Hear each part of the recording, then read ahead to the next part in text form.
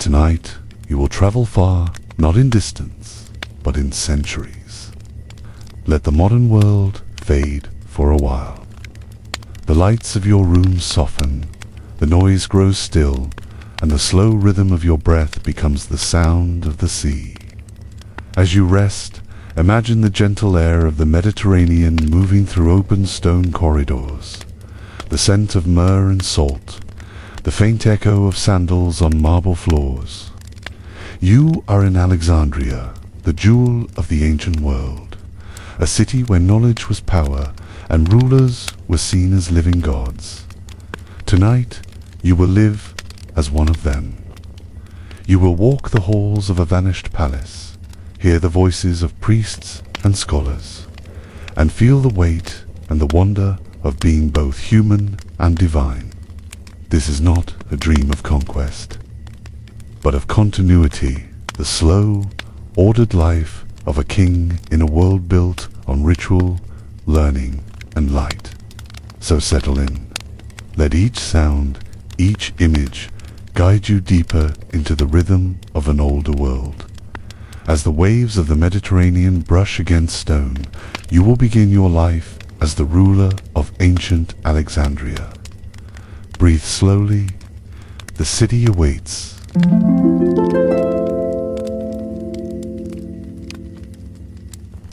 The year is around 200 BCE. Alexandria stands at the height of its glory, a city of marble, mathematics, and belief. From your palace above the eastern harbor, you see the sea turn silver in the first light of dawn. The Pharos lighthouse, one of the great wonders of the world, burns steadily in the distance, its flame reflected on the waves that carry merchants and envoys from every known land. You are their ruler, Pharaoh to the Egyptians, king to the Greeks.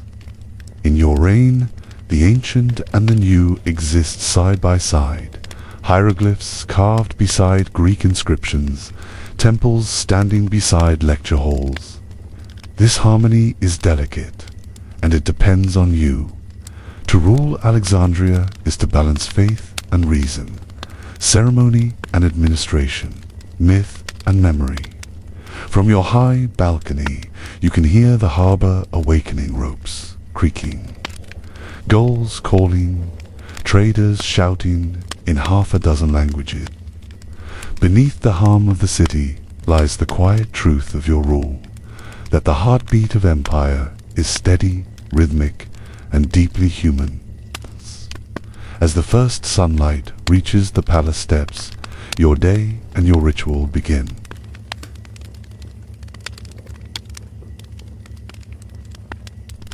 The first light of dawn enters your chamber through thin curtains of woven linen.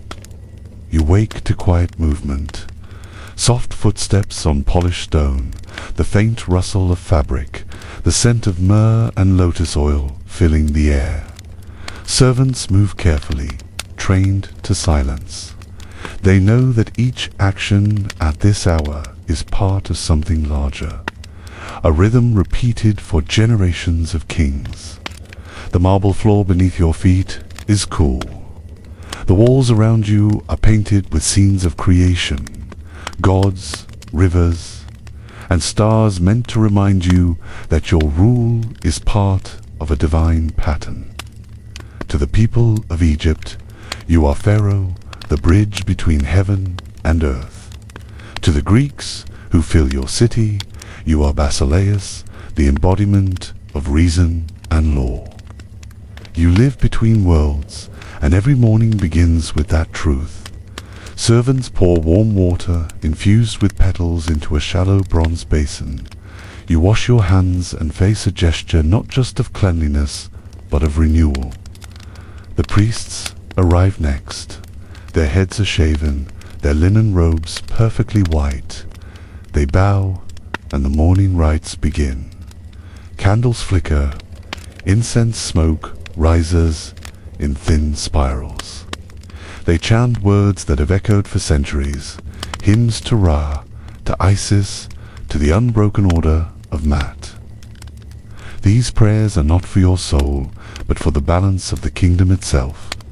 As long as you are pure, the belief goes, the Nile will flood, the harvest will grow, and the city will prosper. You stand quietly, letting the sound wash over you, steady, rhythmic, ancient. Afterwards, your attendants wrap you in fresh linen, smooth and fine. They place a simple collar around your neck, then your ring of authority, its gold worn smooth by time. You break your fast with bread made from the kingdom's grain, honey from the delta, and figs ripened in the palace gardens. The food is humble, but its origin sacred, every bite a connection to the land that sustains your reign. Outside, you can hear the stir of life, carts moving through the streets, children calling to each other, merchants preparing their stalls. Alexandria is waking with you. In the distance, a conch shell sounds the harbor's first signal of the day. Ships from Crete, Cyprus, and the Levant begin to dock, their sails glowing pale in the morning light. You know that soon scribes will arrive carrying tablets and scrolls, reports from the provinces, requests from the temples, petitions from scholars seeking patronage. Each will await your seal, your judgment, your attention. But for now, you stand by the window. The sea air carries the cool scent of salt and papyrus. You are alone, yet never truly private. Even here, in the stillness of morning, you are being watched by servants, by priests, by the gods whose favor defines your power. To live as a ruler in Alexandria is to live as symbol. Every gesture, every word, every silence shapes how your people see you, not as man, but as embodiment of order. And so, before you step into the day, you take one last breath of quiet, a single moment of stillness, belonging only to yourself. The sun now rests fully above the horizon. The harbor shimmers, the city hums, the gates of your palace open, and the life of a god lived by a man begins again.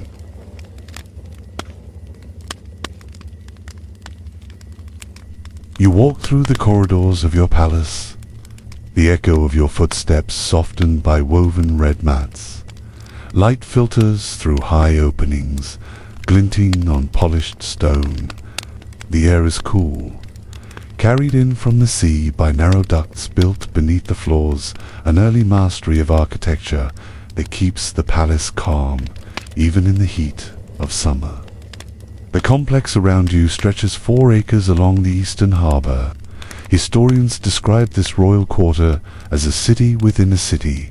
Gardens, audience halls, bath chambers, and storerooms connected by shaded colonnades. The ceilings above you are painted in deep blues and golds. Stars scattered across them as if the night sky itself were trapped inside these walls. Columns carved in both Greek and Egyptian forms line the passageways, a reflection of your kingdom's splendid soul. You pause beside a courtyard pool where lotus blossoms drift in silence. Marble statues cast faint reflections in the water. Here, attendants wait for your command. Scribes with tablets, guards in bronze, stewards who know every rhythm of the household. Nothing in this place happens by chance. The palace runs on precision. Every door opens at the right hour. Every torch is lit to the same height. Every servant trained to move unseen. It is not simply beauty, it is control, the physical expression of order. From the audience chamber, you hear voices, officials preparing petitions for the day. Beyond them lies the great hall where foreign envoys are received. The floors are inlaid with colored stone brought from distant quarries, the throne itself carved from cedar shipped across the Mediterranean. Here you will spend much of your day reading reports, approving budgets for temples and granaries, hearing disputes between priests and merchants. To the outside world, the marble and gold signify wealth. To you, they represent duty. Each ornament, a reminder of the thousands whose labor supports your reign. Through a side archway you can see the city beyond the walls, rooftops of limestone. Markets already crowded, smoke rising from kilns. Alexandria is unlike any other city of its age. It was designed as a grid of order, broad avenues, drainage canals, and public squares lined with porticos. From here, its geometry looks almost divine. In the distance stands the library, a sanctuary of scrolls and scholars under royal patronage. You fund its translators and mathematicians, its astronomers who measure the heavens in your name. Knowledge is part of your rule, as vital as grain or silver. Every discovery adds another layer to your legacy. You walk again past walls hung with maps and reliefs of Nile gods. The sound of styluses scratching on papyrus follows you. Messengers come and go, their sandals whispering across stone. The palace breathes with the pulse of an empire, quiet, constant, purposeful. As you move toward the council chamber, sunlight widens across the floor. Outside, gulls wheel over the harbor. Inside, servants adjust the curtains so that light falls evenly on your seat.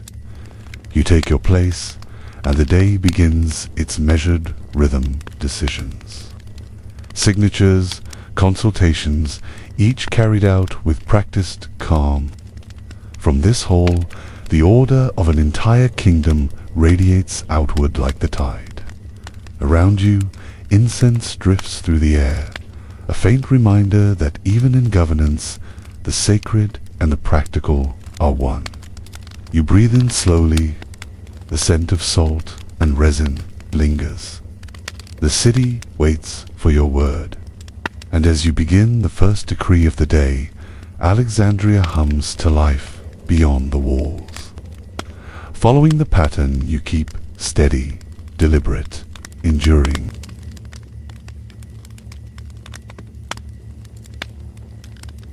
The palace, for all its beauty, is never truly private. Every gesture is seen, every silence noted. You rule through alliances, through bloodlines, through treaties, through marriages that bind power rather than hearts. In this world, affection is measured in consequence. The royal family of Alexandria follows customs unlike any other. To preserve lineage, marriages are often kept within the bloodline.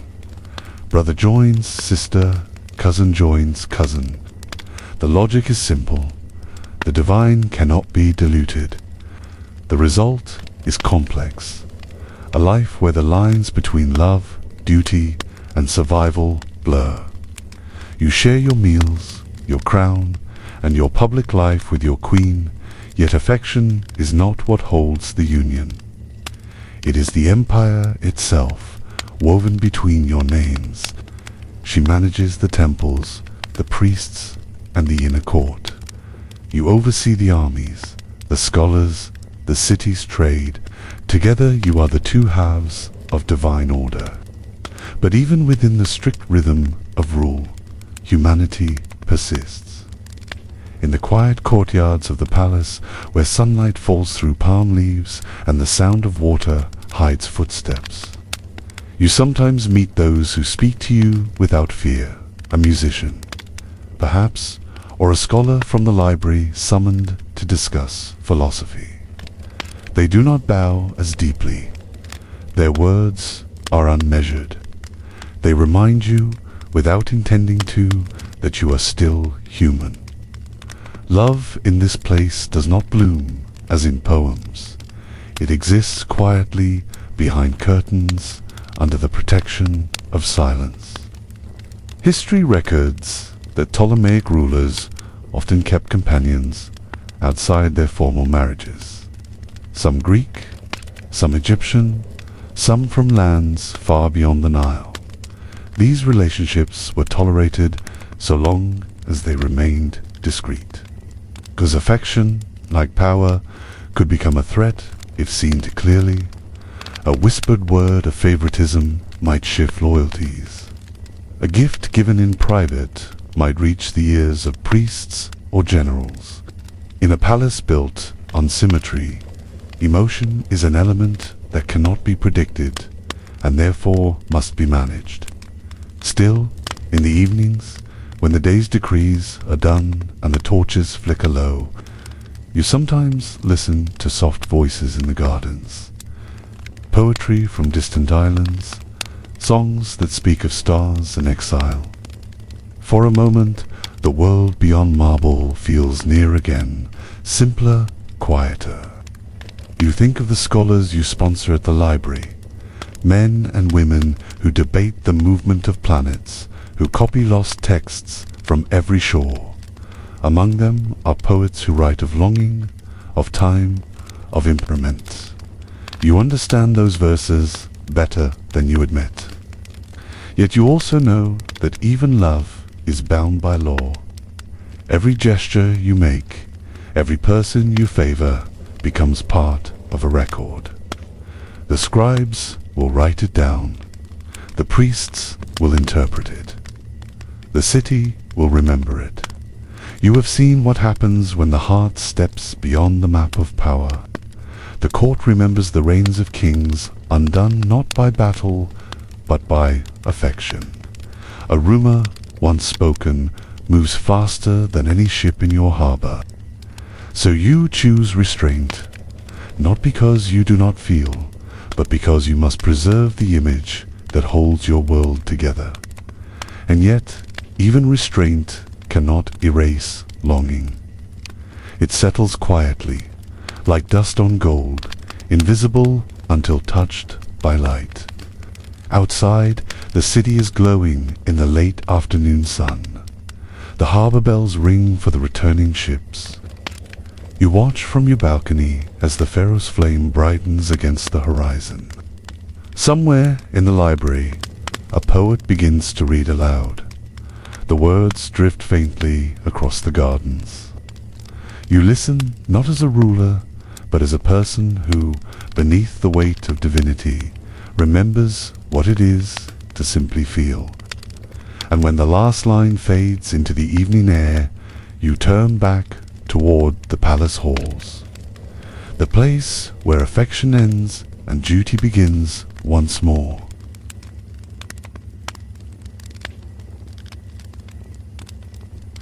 In Alexandria, power is inseparable from religion. As king, you are not only a political ruler, but also a religious figure, recognized as pharaoh by Egyptian priests and honored as a divine monarch by the Greeks who share your court. This dual identity defines every aspect of your reign.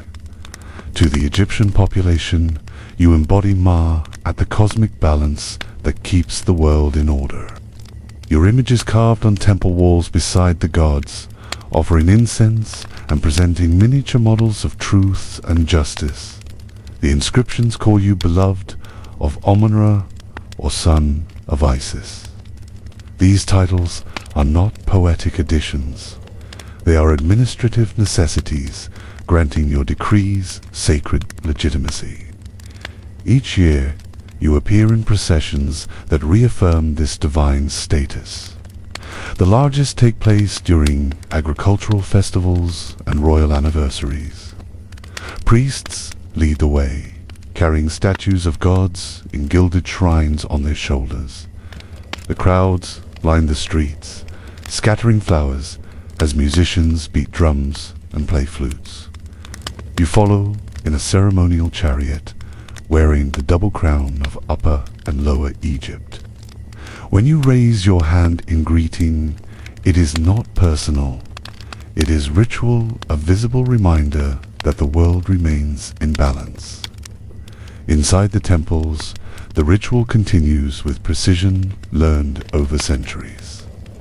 The high priest, representing the human world, and you, representing the divine, perform reciprocal offerings. You pour libations of water drawn from the Nile, light cones of incense, and place bread and beer before the images of the gods. The actions are symbolic. By nourishing the gods, you ensure that they, in return, sustain the land. It is a relationship of exchange, recorded in reliefs that line every sanctuary wall. The priests, trained in hieroglyphic writing and sacred calendar keeping, maintain this system daily. They open the temple at dawn, awaken the god's statue, wash and dress it, and close the shrine again at dusk.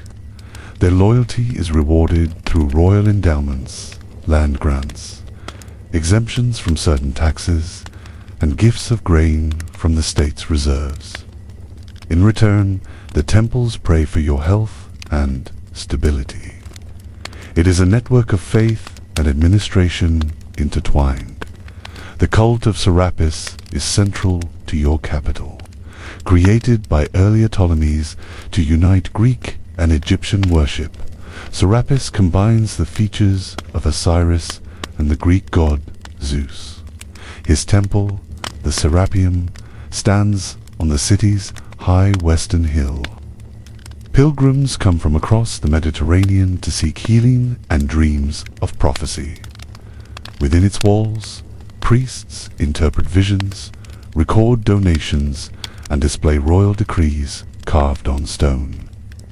Every act of devotion, every offering, also reinforces royal authority. Greek subjects, meanwhile, honor you through their own customs. In gymnasia and theaters, they dedicate statues and oaths in your name, sometimes addressing you with divine epithets borrowed from the gods of Olympus. These ceremonies are civic rather than sacred, but their purpose is the same: to display loyalty through public acknowledgement of your exceptional status. This is how the religion of power functions in Alexandria, a system of temples, festivals, priesthoods, and inscriptions that binds worship, economy, and government into a single structure. Each offering funds a ritual. Each ritual validates your rule. From your balcony at dusk, you can see the smoke rising from dozens of sanctuaries, thin grey lines drifting toward the sea.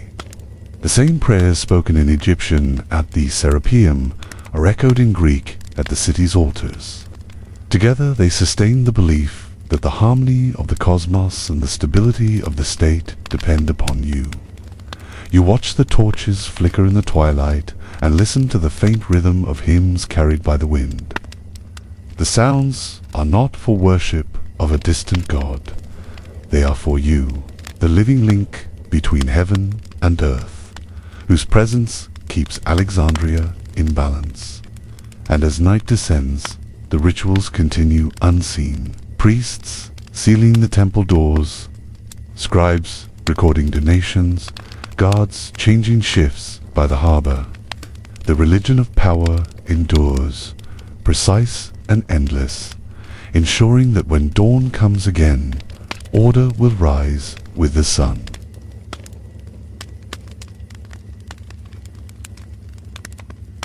Knowledge is another form of power, and in Alexandria it begins with you. As ruler, you are not only the protector of Egypt's temples, but also the patron of its learning.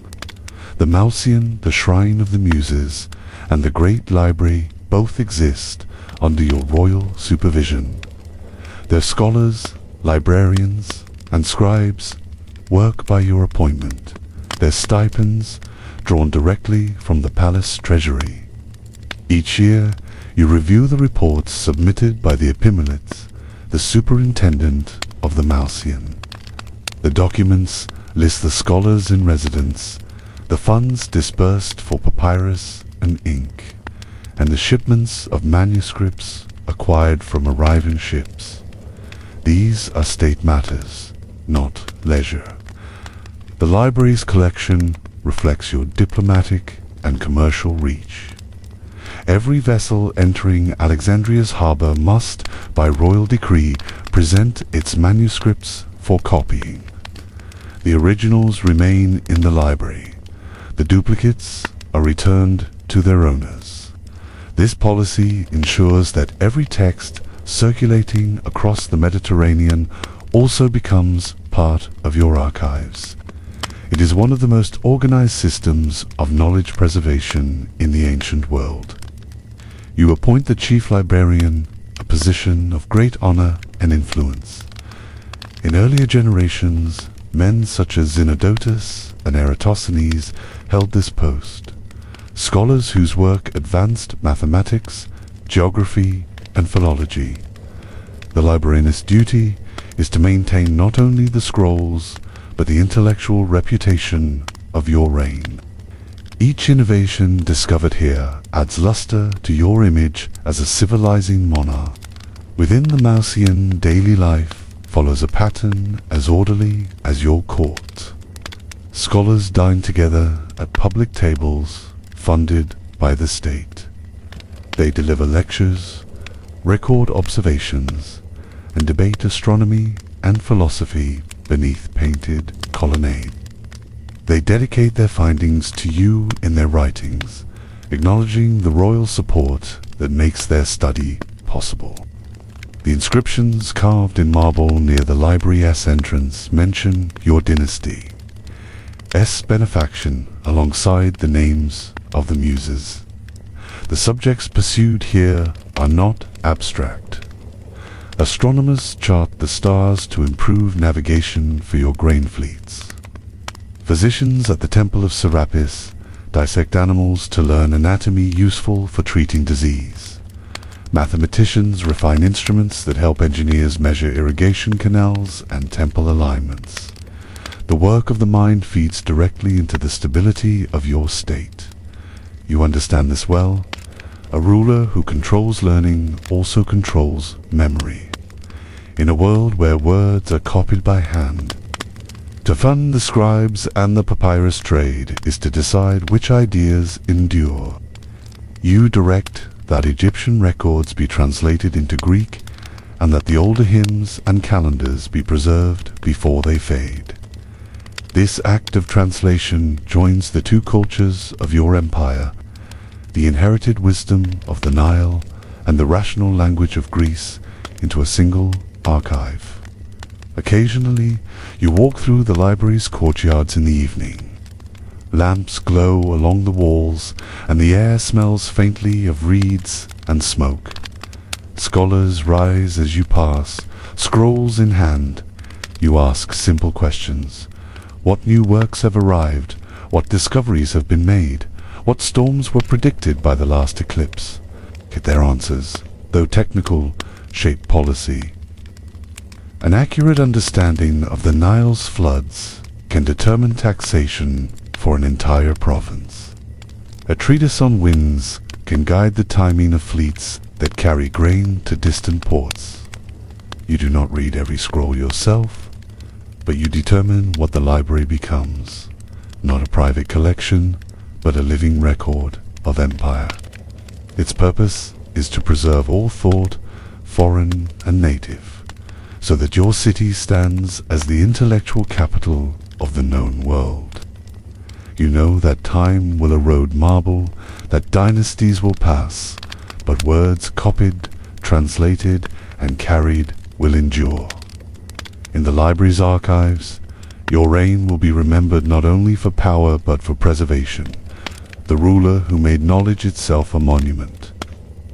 And so, as the last torches are extinguished and the scholars return to their quarters, you walk through the silent colonnades, hearing only the faint rustle of papyrus in the dark, the sound of your legacy being written, line by line, for generations yet to come.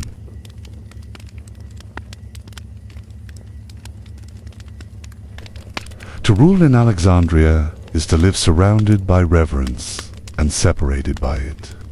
Each day begins and ends with gestures that remind others you are not like them. Priests kneel when you pass.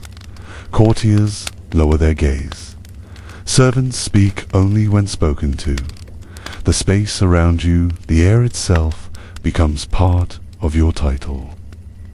The Egyptians call you Necha, Nefer, the perfect God. In decrees carved on stone, your name is written within a royal cartouche, the same form used for gods of old. Greek inscriptions call you Theos Philadelphus or Theos Euergetes, divine epithets meaning brother-loving or benefactor. Each name honors your dynasty's continuity and advertises your virtue. Yet those same honors build walls. To maintain divinity, you must appear calm, unshaken, and distant. Emotion, even kindness, must be displayed with precision. Every public act, a greeting, a feast, a procession, is part of a sacred economy of image. Historians will later describe this as the Ptolemaic cult of kingship, a system that joined Greek hero worship with Egyptian pharaonic divinity. In this structure, your presence fulfills ritual function. When priests perform hymns in your name, they affirm not only faith, but political order. The god and the governor are one. Inside the palace, you eat at a separate table. You sleep behind guarded doors. The people you rule may see your likeness more often than your face painted on temple walls. Struck on coins, carried in miniature statues through the streets during festivals. These images travel farther than you ever will, ensuring your presence in places your feet will never touch. There are moments when you feel the weight of that separation. You hear laughter from the servants' quarters or music from the harbor, and know you cannot walk among them without ceremony. A ruler's solitude is not imposed by cruelty, it is required by faith. At the same time, you understand the necessity of belief. Without the aura of divinity, your Greek lineage would mark you as foreign in the eyes of Egypt's temples. It is the fusion of your divine title with your administrative power that sustains legitimacy. The priests maintain your cult. The scribes record it. Processions, offerings, and decrees are all tools that bind image to authority. In the temple festivals, your effigy is carried beside the images of Isis and Serapis. The crowds chant your throne name, linking you to gods who command both earth and sky. These ceremonies are not flattery. They are policy written into the calendar, repeated in every province. But when the ceremonies end, the courtyards fall silent again. The incense fades. The voices of the priests disappear down the corridors. You remain still divine, still alone. This is the paradox of your crown, adored as a god, yet bound by duties only a human can perform. You preserve balance, pronounce justice, and carry the unseen weight of expectation. The faith that lifts you also confines you.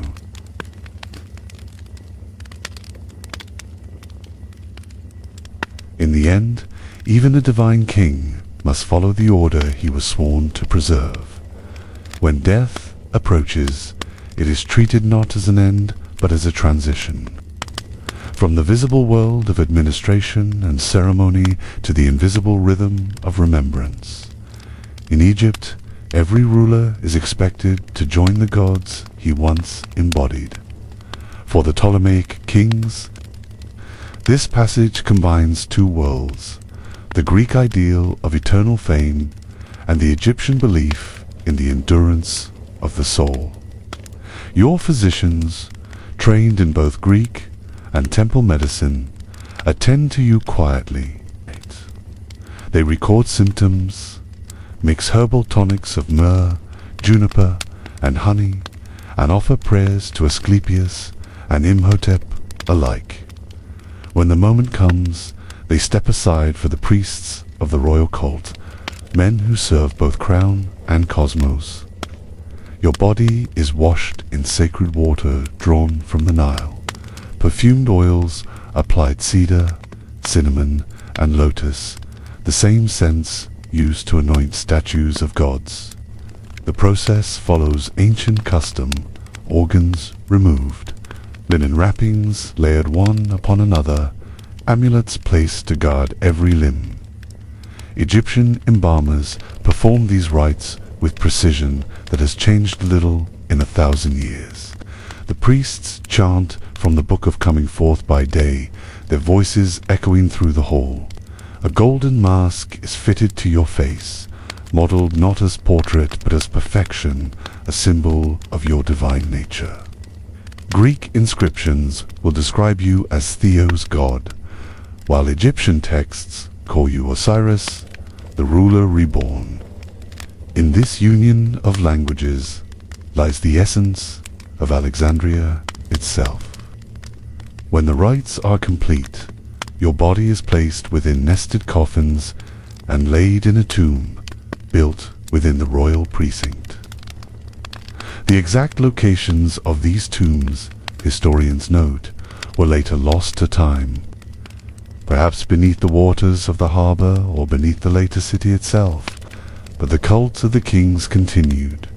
Offerings brought to your statue, incense burned on anniversaries, hymns recited by priests who never saw your face. The library records your reign, the decrees you issued, the scholars you sponsored, the temples you restored. The priests record your name among the line of divine ancestors. The city records your image in its coins, which will pass from hand to hand long after your dynasty ends. This is how a king of Alexandria remains, not through monuments alone, but through systems that outlive flesh, writing, worship, trade, and memory. In the hush that follows, your divinity returns to the elements, to the river that fed your people, the sea that carried your ships, and the words that preserve your name. You have joined the long lineage of rulers who were worshipped as gods and remembered as men, and so the cycle endures a kingdom of marble and sand, learning and faith, where even in death the ruler remains part of the pattern that holds the world together.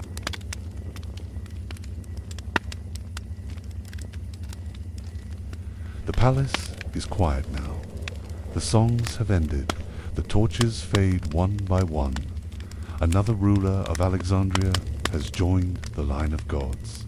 Outside, the night settles over the city you built, marble streets silvered by moonlight, the harbors still breathing with the rhythm of the sea.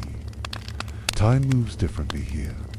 The priests will tend to your memory, the scribes will write your name, and the people will wake tomorrow to the same tide that once carried your ships.